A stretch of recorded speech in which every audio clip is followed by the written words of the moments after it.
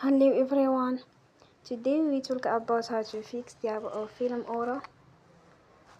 We go to settings, then we click on apps. After that we search the app Film Aura and we click the wheel on for stop. After that we go to storage, then we click on clear cache. In the end, you will turn your Wi-Fi and you will turn again. Don't forget to support us by like and subscribe.